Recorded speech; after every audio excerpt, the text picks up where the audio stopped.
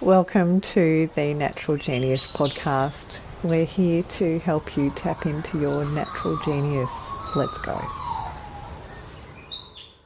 You might recall Pete Williams recommending that I chat with Jack Growden, which is just about to happen. He's an impressive social entrepreneur that has empowered many people through Asia Pacific with technology and digital tools. I'm so much looking forward to meeting with him. Enjoy hearing from Jack. Jack, welcome to the Natural Genius podcast. I was just saying I'm so grateful for your time, especially with what has been happening. Tell me about the last fortnight, mate. It's just one of the many things and resilience that you've, I dare say, had to show. And what's been happening? Yeah, well, it's been an interesting fortnight. Let's put it that way. So I'm, in addition to being, the founder of LiteHaus International, I'm very proud to be a husband to a beautiful wife. And unfortunately, maybe I think it was about 9 days ago now, our warehouses in Townsville got broken into. So I got that phone call at 2:45 a.m. And so immediately, of course, given the work that we do, we obviously carry a large inventory of donated laptops from all over the world, and so my first thought was they've gotten into that.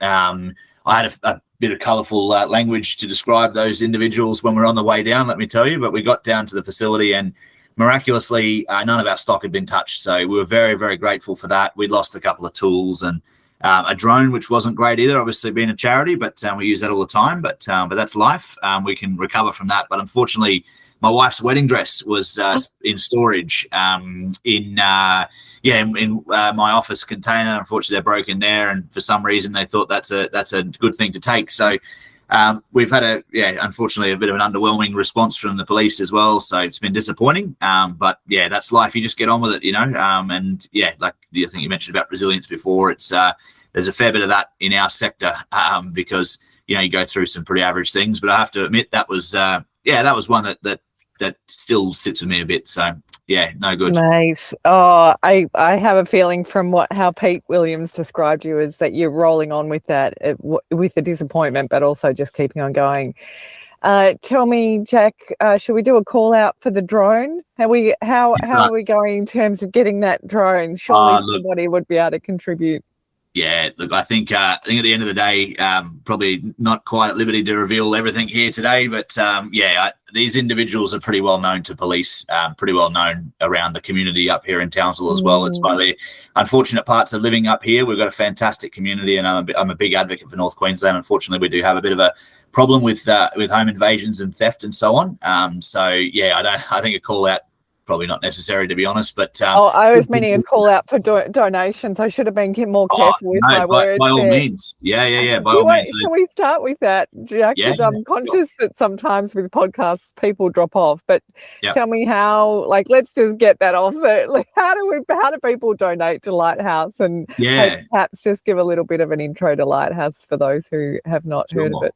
Yeah, sure. So LiteHaus is fantastic North Queensland founded and based charity, and we've been working all across 13 countries now, taking secondhand computers from corporate schools, universities, organisations, and so on, fixing them up and then putting them back out to use both across regional Australia, but then also, as I said before, across 12 other countries. So it all started in PNG. We'll probably talk a little bit more about the origin story later, but the nuts and bolts of it is I donated my laptop to a school in PNG when I was 20 years old and promised to come back with 12 more to build a computer lab. We did that 6 months later. So we built the first computer lab anywhere in a school across remote parts of PNG. And then after that, it's grown and grown and grown. And now we've supported 630 schools across 12 countries. We've put out just over 30,000 laptops and desktops to families in need across Australia and schools right across the Asia Pacific region. So it's been an amazing journey and look forward to getting to that today. But essentially we're on the lookout all the time for secondhand laptops. About 1 million Australian students do not have one at home when they go to school. So that's about a quarter of our student population. And I think, the thing that we pride ourselves on is action over words. So there's a lot of talk out there about solving the digital divide. We just get on with it and make it happen. So if anyone has a secondhand device, or if you've got kids going to a school and wonder what they do with their end of life equipment, or equally, your workplace or so on, then please reach out. It's we've been described as the no-brainer solution by he won't mind me quoting him, the chief information officer at Deloitte Australia. They've been our biggest supporters of donated devices, and as he said, it's a no-brainer. It costs you nothing to support, keeps e-waste out of landfill, and best of all, it gives great opportunities for people in need right across the world on what is a very broad form of inequality, but one that we don't quite understand or isn't quite as prominent as some of the others that have been around for a lot longer, predating the digital age. So we look forward to getting any support that we can. Jack, you're so articulate and on point. No wonder you can create so much action quickly. Tell me, what do you love about what you do? And actually, before we go into that, tell me, how do they get in contact with you, just in case people are just on audio? Of course, just jump on our website. So LiteHaus International, just watch the spelling, LiteHaus. We're a very small team. We're very personal. So just reach out. It's likely your email will come straight through to me or one of our other lovely staff, and we'll make it happen. But it costs nothing to be involved, and we just welcome any support that we can get. In terms of why I love this work, look, who wouldn't at the end of the day? I think the interesting thing for me, if I look at, not everybody, but a lot of people have a social impact story and so on. And ours is wonderful. So many others. I think what distinguishes our story is that I often think about, you see people when they get into their 40s and 50s turning to philanthropy, usually because they've generated enough wealth that they can fund amazing things around the world, and that's terrific. Then you get others that want a shift change or a career change. Before I ran LiteHaus, I was a town planning student at JCU. I'd interned at the UN, and I'd been a concreter.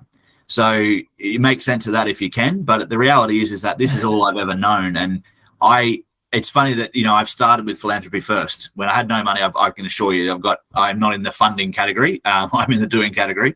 But I absolutely love just getting out into the world and just helping people in need achieve real outcomes. Because at the end of the day, like I say, we've got that mantra of action over words, because I personally, as I've navigated this journey over the last 6, 7, 8, 9 years, I see far too many great solutions are kept on whiteboards. People are trying to solve, there's a trend of trying to solve every systems change. I'm going to solve absolutely everything. Well, the reality is there's very few people that can achieve systems change. It's usually through government. It's usually through democracy. And to me, the change that we're trying to do is in people's lives, everyday people's lives. At the end of the day, we have a cost of living crisis in Australia, and it's about to get worse. We've got companies all across Australia making contingency plans for if fuel gets to $5 a litre. Now, for some families, a laptop is a luxury, but fuel in their car is not. They have to get their kids to school. They have to go to work, and they may not have the luxury that I do. I'm working from home right now. So many, many families are going to be really pinched here. And if they don't come to LiteHaus for a laptop, they're up for $1,000 for their kids to have a laptop. And the expectation is that they will have a laptop. So we've got all these grand theories that sit on whiteboards about how to solve this. It's pretty simple. Just get the tool into their hands. Take one burden off of these parents that are doing the very best that they possibly can. And the same goes for our computer labs that we build across PNG and the Solomon Islands and so on, Philippines, Cambodia, Timor, list goes on. They could be even better. They could have AI, they could have drones, they could have, connection to Starlink. All these are wonderful things. They could. But at the end of the day, we're dealing with schools where, there's just absolutely no technology in the classroom at all. We're making steps forward. We're showing that we care. We're doing the very, very best that we can. And I do think that, that's why I love my job more than I love the sector, because I work with people that just want to get the job done. And I often say that kids in PNG or communities, parents, whatever it may be, they don't care who's doing it. They don't care if it's LiteHaus or a big mining company or the government. They couldn't care less. The kids don't care. They just want the tools that they deserve for a quality education. And so, we try and do it as seamlessly and easily as possible like that, and just get on with the job. And tell me more, Jack. I'm conscious that you could actually drive this conversation. I want to hear whatever else you want to say, because there's a few other sort of more specific questions I want to raise, but I feel like please just keep going. Yeah, sure. No, by all means. And I think that's one part I love about working at LiteHaus, I guess, is that we are action over words. But the reality is, there's some beautiful stories always. And I think back to the 40th computer lab that we ever opened in a school in PNG. And there was basically every time we go to one of these launches, it's a huge community occasion, and we try and involve the community in everything that we do. So there's about 1,500 people there present for the snipping of this ribbon for the digital classroom, and you just imagine it pandemonium. There's kids going crazy everywhere. There's noise, and it's just wild. It's absolutely incredible. It's a credit to PNG. It's just amazing place to visit. But suddenly, out of nowhere, all of that just stopped instantly because there was a mother was crying. She has 3 kids at this school, and she just started howling with like a howling cry almost. And it just, everyone just stopped. It floored everybody. And I was up on stage with a pair of scissors in one hand and a spear that had been given to me as like a ceremonial gift, which is still, I don't have it here, but it's in the house somewhere. But it's just amazing, you know, a gesture of respect, and yeah, greatly appreciated. But I was standing up there, and I don't know where this cry is coming from, but I'm sort of up there on this stage about to snip the ribbon. And next thing you know, this woman comes up and grabs me around the waist, and she was just hysterical. And you know, she's never used a computer in her life. She's never used one in her life. So it's not that she doesn't understand anything about computers, but what she does understand is that we were bringing more than digital devices. We were bringing opportunity that day. We were bringing a chance for her kids to connect to the digital world, to be a part of something bigger that she never got a chance to be a part of. And from that day on, we understood that's the power of the work that we do. I'm not from an IT background, for example, at all, but we're in the business of helping people with simple, fixable solutions, you know, and making sure that people like that her children are able to have the same opportunities that I had an hour and a half's flight from PNG growing up here in Townsville my whole life, you know.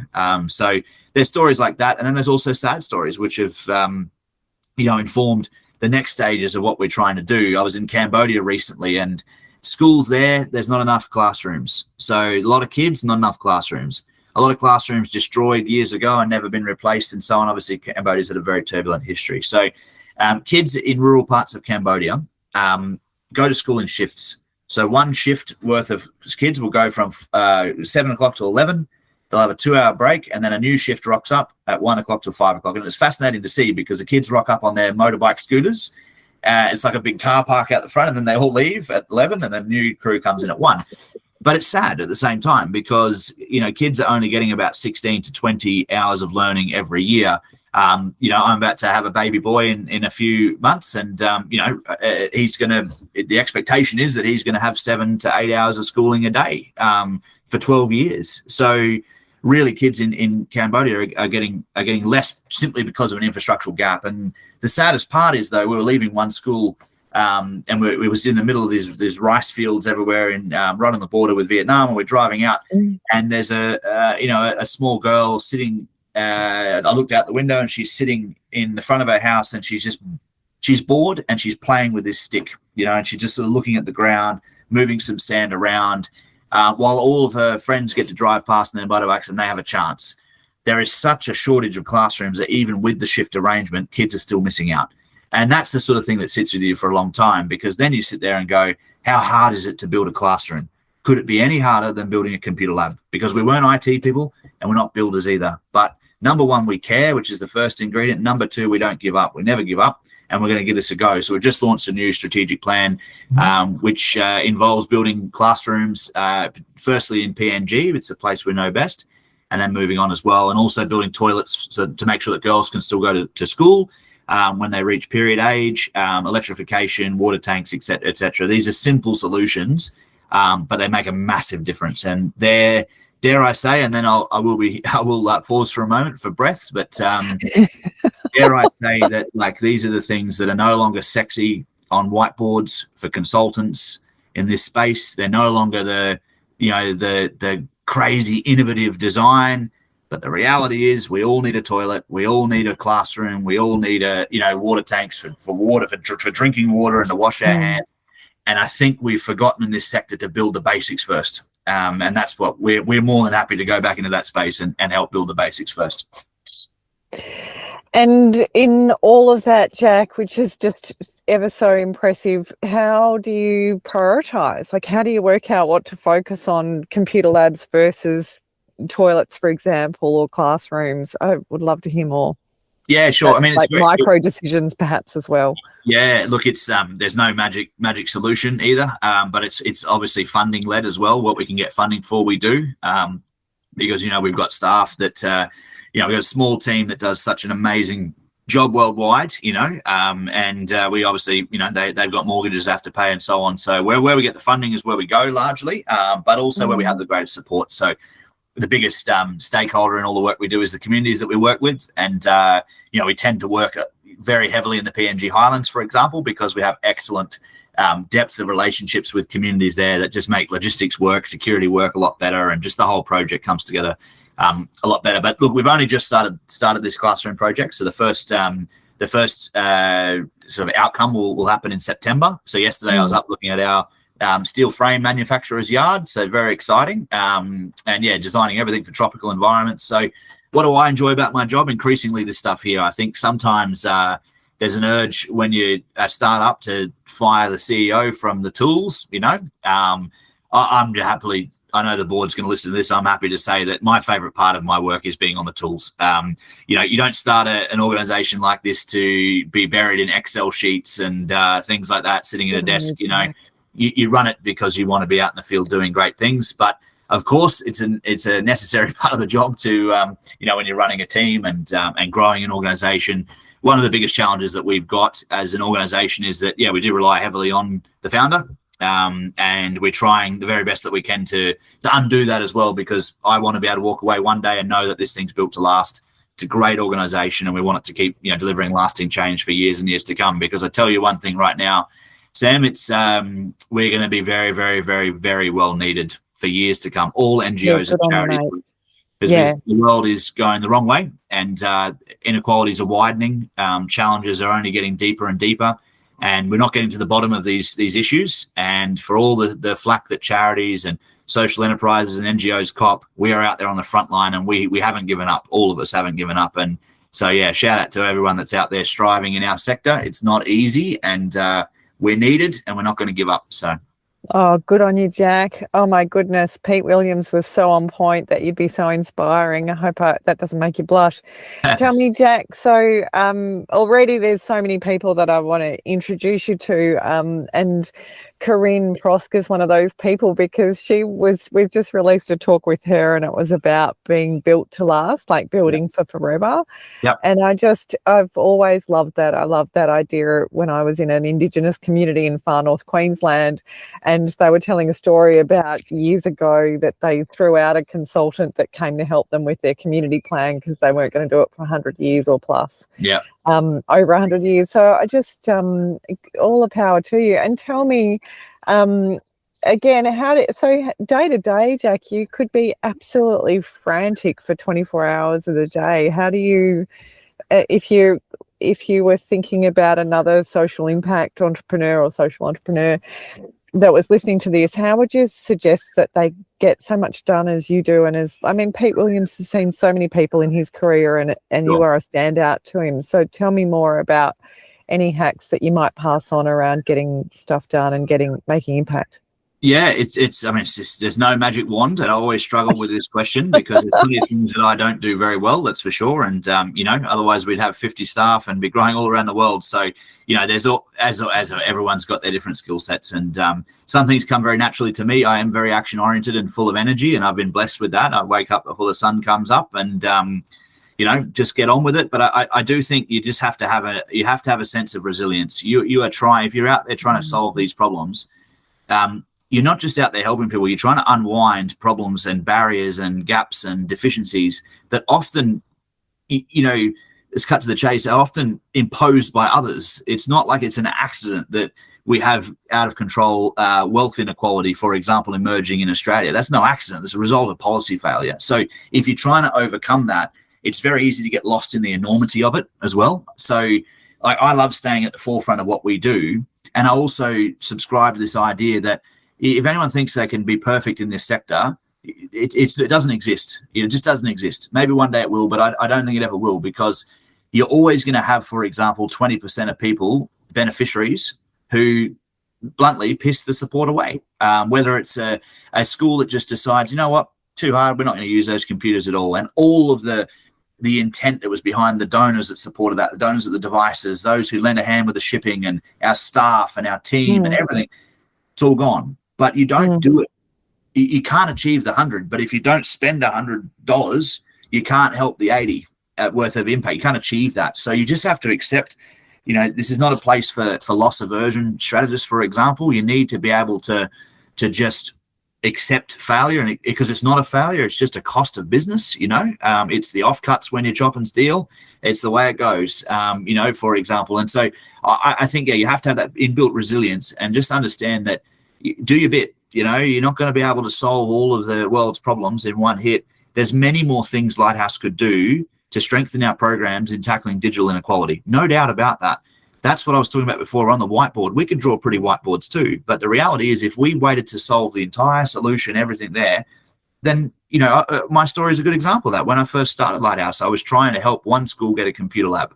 Then it turned into 600 schools, but then suddenly we're working on building classrooms and water tanks. We only learned about that. We only, started completing loops on a whiteboard because we went out there and got things done, and we listened to people and got on with it. So my thing to people, maybe I was a bit different 4 years ago or something like that, but I'm a bit more battle hardened now. And I'm telling people that if you want to start something like this, you're in it. You're in it for the long haul, because you're very difficult to replace as well. You have the passion for your cause that nobody else is going to be able to replicate. And I'm sure Pete spoke about that as well. Pete's an amazing person, incredibly capable, as is all of our board members and our staff members. But do they have that deeply ingrained passion for this particular issue like I do? It's impossible. It's just impossible, because I think about this thing 24/7, whether I'm asleep, whether I'm awake. I'm thinking and breathing this journey that I'm on, and it's a great privilege. But it's bloody painful sometimes. It's hard yakka, and there's no way around it. So I put that out there. I don't mean to disappoint listeners and all that, but there's no magic wand. It's just a sheer pile of hard work that just keeps building and building over time, and before you know it, you've built something that hopefully makes a big difference in people's lives. In saying that, though, I would also just put an asterisk on that by saying that I've been so blessed to have a wonderful marriage and partnership. When I first met Chloe, we just bought houses in the first week that we met. She bought a house and I bought a house, and we were pretty keen on each other, but we thought we better not go all in on a house together after 2 dates. It's probably not the best. So I think after about 6 dates we did. But my point being is that she's watched the whole journey where I was working at another company and running LiteHaus in my spare time and trying to grow it and get it, just doing the best that I can. And she's seen that full journey, and she's been able to support me and share in this dream the whole way through. So I'm very, very lucky there, and got a fantastic support network that perhaps you don't realize the value of that every day, but they make a big difference in this journey as well. Oh, I'm so pleased for you and Chloe that she has that context and that you've had her by your side. I think that to have a partner and to have a great support network is so much a part of people's success. And tell me, where do you reckon that your care, your pragmatism and your resilience comes from, Jack? Because those three aspects, it's not often I hear people talk about care in business, and I think it's increasing in terms of how often I'm hearing it these days, which is lovely. So tell me, where do you think that comes from? I think I've got wonderful parents.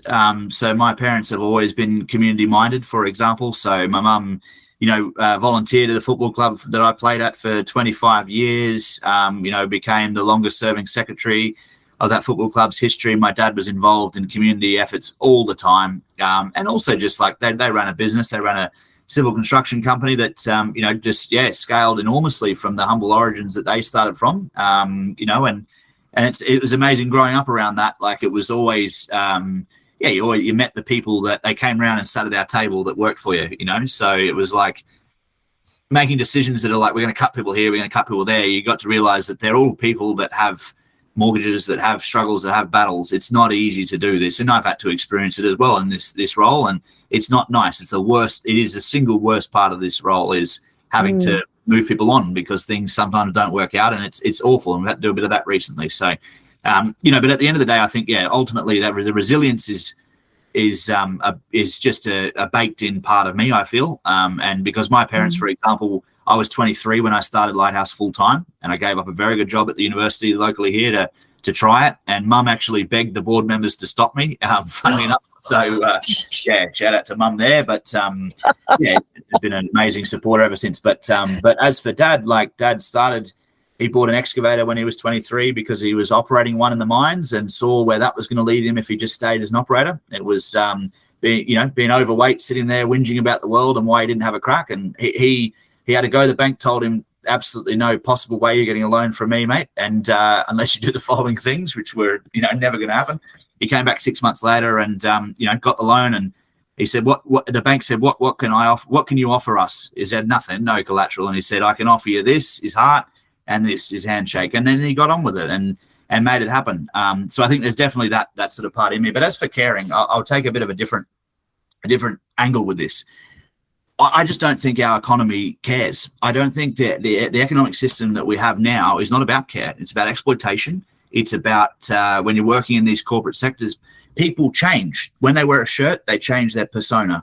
How many times have you had to deal with a difficult character that works, for a telco company that's broken your service, and you're sitting there going, I'm the one that's been inconvenienced here. Why are you being challenging? Or maybe someone that works in an airline when you've been massively inconvenienced and they're reciting company policy. We've forgotten to be humans. We've forgotten to just be neighbours, friends, husbands, fathers. We've forgotten that. And that's because it's been beaten into us for 250 years to prioritise our work over our family and so on. So I do think I think the reason why I care so much is because I'm different. I think out of the box, and I don't subscribe to, these sort of things. And I just think, you got to return to your natural state as a human, which is we care. We cared ever since the first human being broke their leg and they didn't end up devoured by us. We thought we're going to put a stint in them and we're going to help them get on with it, So I think, and as for the pragmatism, well, maybe that just comes from being from North Queensland as well. I'm very, very proud of where we're from. We live in the real world. Love that.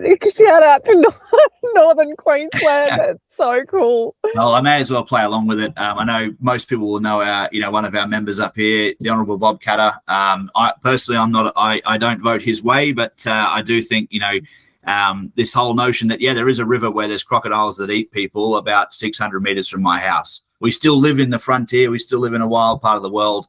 And I think you just learn to get on with it. You learn to use your hands and make things happen. And I think that's why I think we do quite well in places like PNG and so on. So, yeah. Yeah, Jack, thanks for mentioning crocodiles for the international No worries. audience. I thought I had to, you know what I mean? So, yeah. So great. Oh, Jack, you're ever so inspiring. Who inspires you these days, especially because you are in this sector and you've won plenty of awards and you've been to plenty of different situations where you would see others that are doing great things? Actually, we're doing lots of shout outs. A shout out to Maggie Doyne, who I'll introduce you to, that started a home and school in Nepal. She was backpacking and similar age to you when you started LiteHaus, and just saw the way that orphan kids were treated. And then now it's this thriving, amazing school. And I love seeing these schools across the world that are examples for other regions where kids, they've become a family, and lots of kids, and they've graduated and gone on to do great things so far. So from humble beginnings. But yeah, tell me who inspires you, Jack. Yeah, look, I mean, obviously the field of change makers that are out there, it's incredible. There's no doubt about it. Like people that are, like you just mentioned there. I mean, I hiked through Nepal when I was 19 as well. And it's an amazing country. And I can see how it definitely tugs at the heartstrings, and gets you to stay a bit like, many of the places that we work in do. I'd say, obviously there's the sector's just full of incredibly inspiring stories. I think it just demonstrates what you can achieve, and I guess now that I'm further down the track in the journey, I realize just how hard it is to maintain. There's a lot of very, very well-intentioned and incredible change makers that just couldn't get this thing off the ground for whatever reason. Their issue just couldn't attract the funding, even though it's absolutely worthwhile and so on. So I give a shout out to people like that are out there that are still unpaid, like I was for a long time, that are doing the Sunday morning runs out there, that are the thankless ones. And one that comes to mind for me, you mentioned about the awards and stuff like that. Like, yeah, it's been amazing to go and accept an award at the UN in Geneva and New York when you grew up in Townsville. You know, it's amazing to go and do this sort of stuff. It's true, but like at the end of the day, that's not what you do it for. But there's a lot of people out there who don't win the awards, and we, you know, as much as we are part of the communities that we work in, the nature of our work means we're not there every single day. We're not there, you know, baked into the communities and living amongst, you know, a lot of challenges. And one that comes to mind is someone called Geraldine Cox, is very well known change maker across Australia. And she's not from North Queensland, but she has the no nonsense straight up and down. She'd be fantastic on this podcast, actually. But, you know, she runs an orphanage called Sunrise Cambodia, and she's done that since probably the mid-90s, I think. And, you know, I get to meet the beneficiaries of our program, and their name, I speak to them on first name basis, but for her beneficiaries, they call her mum, you know. Yes. Has Geraldine written a book, or yeah, I feel like I've heard of her years ago. I would love that to have her on here. Yeah, just trying to see what I've got it there somewhere. But yeah, so Geraldine's amazing. We've put laptops into her orphanage as well in Cambodia. But look, just an amazing person that I fly in, I fly out, I fly in, I fly out, I move on, you know, and I come back to a very comfortable life here in Townsville. Geraldine is in Cambodia, and she toils away day in and day out. And it's, you know, as much as we come in and solve infrastructural gaps, whether that be digital or, you know, broader infrastructural deficits, you know, she's solving something that's more intangible, but deeply more impactful. You know, she's collecting kids that have had experienced things in life that nobody ever should, and she's giving them a new lease on life, and she's tinkering in the brain and rebuilding someone's self-esteem and those sort of things. I mean, self-esteem and self-belief in these sort of things, I mean, that's worth a lot more than water tanks and computer labs, and we'd never pretend any different. So it's people like that inspire me, because, you know, Geraldine had the Channel 9, what do you call it, 60 Minutes report back in the early 2000s, a lot of attention and all that. But every time she's gone back to that place, and she's built her life around serving those people. And I think that's an incredibly admirable endeavor. And it's one that you talk about, like replacing founder and all that. That's become so deep, it's very, very difficult for her to ever be able to walk away from. So I really do take my hat off to Geraldine. I would also say that it's, you know, and this is probably a bit of a cliche in our sector, but the people we serve are so inspiring. As I said, we're about to build our first ever double classroom, water tanks, toilets at the Kunabao Primary School in Chimbu Province, PNG. And I went up there in March to make the announcement, and I got to meet a group of dads, I'm going to say, like basically a PNC kind of group is what we'd probably call it in Australia, but basically a group of, you know, dads who have kids at the school, who have just decided, you know what, they've been working since 2016 and they want to do some projects around the school to improve it. They likely all went to that school as well. It's how these sort of communities work. And so they were showing me this building that they built because the government basically made a policy decision out of Port Moresby that every single school needs an extra classroom. Won't get into that, but long and the short of it is they need an extra classroom. Funding not available to all the thousands of schools in PNG. So what did these dads do? They got on with it. And you walk into this classroom, it's a double classroom. It's made of cement that wouldn't pass the test. You know, it's made of roof irons they found wherever they can. They're using river rock, You can come up with a million different flaws you could point out, and of course it cost them nothing to build. They just did the very best they could, but that's the point. They did the best they could. They didn't sit idly by waiting for an NGO to come along, which ironically now we have to help.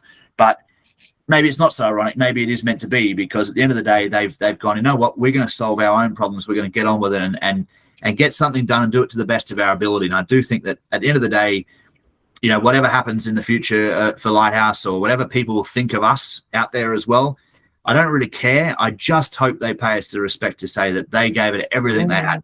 They did their best with what we had, because I can assure you we do.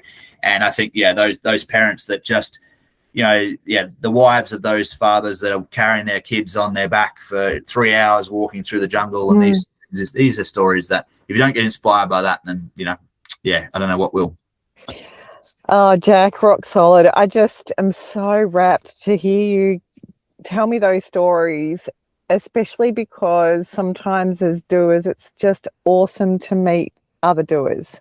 So I'm so pleased that with all that you get done, you can meet people along the journey that are doing the same, so that you can be like, oh, I wonder for you too, Jack, whether you ever have those moments of like, oh, they're like me, or like you just feel this affinity with people that are not from where you've been born and raised, but you can feel this real similarity, which is just so beautifully human.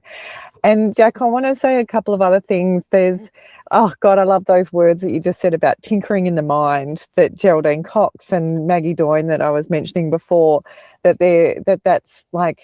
that's just priceless work. And I wonder if this care and big-heartedness is just a big part of it, because to create that support network, to have people feel loved and part of a family or part of a village that cares and they feel safe. I mean, it's just such beautiful work. And so I just wanted to acknowledge those great words that you put together and your perspective on it. And then also I wondered for your team, Jack, is there any other requests that you might have in terms of certain skills or anything that could really support LiteHaus? You were so good to talk about your benefactors before, and it makes me curious about how you might be building your team, and those listening might be able to contribute.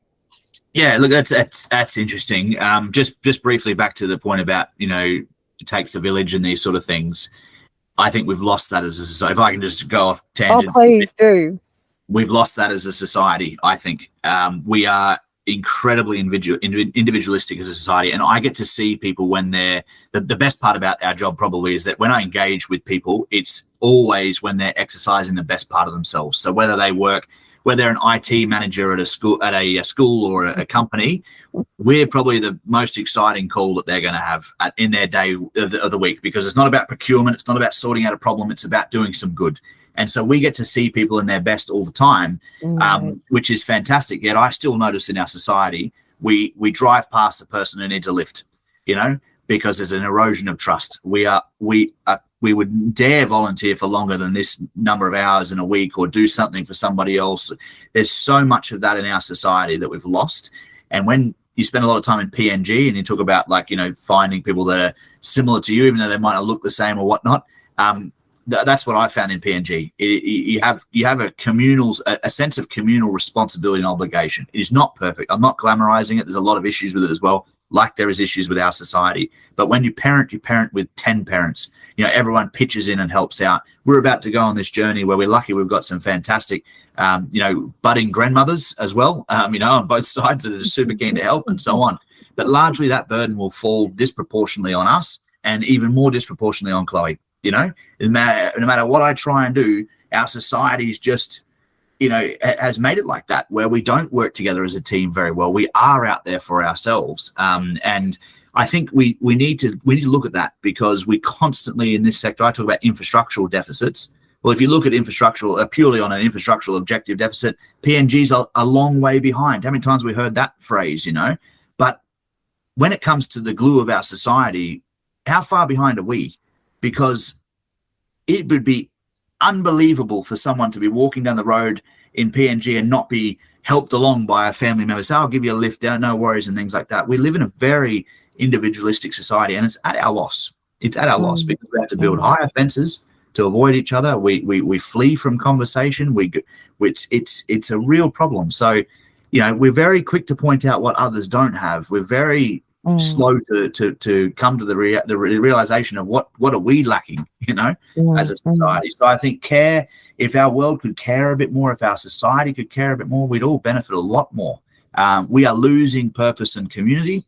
That's what I see. I have those two in spades. That's why I'm a happy person. But a lot of people are lacking those two things, because society, the meeting ground of society has evacuated. We've lost it. And that's a big problem. In terms of our team, we've got a fantastic team. We've got wonderful people that support us and so on. Really what it comes down to us is some simple things that we need. We're very clear with our asks. We need money, we need devices, and whatever else we can be donating, things like solar panels, water tanks, and so on. But ultimately, like, we've got a great team. I think also throughout the corporate social responsibility, how would you say, sector around the world, we're seeing a decline in what I call real giving. And that is money. We can't run on good intentions. We can't run off of donated hours, to a certain point. It's all valuable, don't get me wrong. But I'm saying what everyone in our sector doesn't quite say. We need cash. We need cash. We need cash. We need cash. We need our devices, because that's what we do. We donate devices to schools and to people in need. So it's those fundamental blocks, like I keep getting back to, that we can't go without. Yes, we need a lot of other things as well, but we can't go without those fundamental basics. And no charity, no social enterprise, no NGO in this country can go without those things either. So yeah, that's really what our ask is, and we know it's difficult, but that's why not everyone supports us. But that's the reality of what we need to make this thing run. Yeah, and so with your donations, Jack, how small a donation do you receive? Oh, we've got people that support us with $2 basically a week. We've got. I'll tell a great story about one of my old football teammates who, when I was starting LiteHaus, he said this is a great idea. He was in the army at the time, and he still is in the army actually. But supporting us with $80 a week, which I thought was $80 a fortnight, which I thought was amazing. But an army salary. This is not someone that's an executive or anything like that. But like I keep saying, the small things that turn into bigger things. And I think we looked last year, and him and his wife had donated $5,000, and that's enough for us to build an entire computer lab, run digital skills training for a community. It's a game changer for that community. It means everything to them, and all they had to forego. Yeah, all they had to forego was $80 a fortnight, and it's just really special. So these sort of things can build up big. I would say to anyone, it's not nothing's too small, because in our sector you do go through shifts and changes where sometimes you get big support and it doesn't go multi-year, or it's one-off, and you sort of scale up. You need that bedrock of great community support, and we're very lucky to have that too. We've got some fantastic regular givers of all different shapes and sizes, but it's more about the intent. Going back to that story at Cunnabow Primary School, with those dads that they didn't have access to the best tools and the best materials, but they gave it a good crack, and the building's standing and they've done their best. So they deserve a big hats off and pat on the back. Oh, Jack, and before, I was so pleased to hear you say that you're a happy person. I think you deserve it for all that you contribute, and the heartache and the things that you go through. As we close this out, Jack, is there anything else or any other stories that you want to share? Oh, look, there's a million stories and things like that. But yeah, I would just say to everyone that's out there in our sector, whatever role yours is, just keep going, because at the end of the day, the world is, unfortunately, I don't think anyone, is living under a rock at the moment, but there's more challenges on the way. And it's not about fear mongering. It's our reality, because it's our organizations that get swamped with requests for help and so on. And just above all, it's the old cliche, but, it's just to be kind to people, because at the end of the day, most of us have got no idea what's going on in other people's lives. And the greatest curse that we have as a species is we only ever get to see things through one set of eyes. We can never, and the other thing is we never get to see ourselves through those set of eyes either, which is also pretty sad. But yeah, look after yourself and look after people around us, and we'll all just do a little bit. And if someone from Townsville is a 20-year-old boy, for Christ's sake, in Townsville, if I can go on and do something like this, just through sheer energy, intent, and resilience, then anybody can. And you see that all around the world. There's amazing change makers everywhere. But the final thing I would say as well is that as a society, we've got a problem where we've got net producers and net consumers, and if we were able to balance that out, where we had more net producers than net consumers, if we gave more than we took, we'd have a great society. And the thing I see a lot of is that we're always told, reduce this, reduce that, we have to cut down this. You shouldn't have your and I'm not advocating you should leave your aircon on all day, but it's hard in Queensland. If you kind of got to, you're going to have a negative impact on the world. So rather than trying to whittle that down, it's inevitable. Go and have a positive impact on the world as well, and make sure it outweighs the negative, and we'll have a good society. So, yeah, that's probably it for me. Jack, you are remarkable. I'm so grateful to Pete for introducing us, and thank you so very much for your time today. No, my pleasure. Thanks very much. All the best. Thanks for listening to the Natural Genius podcast. Please share this with anyone who came to mind, and visit us at naturalgenius.com.au. Thanks so much.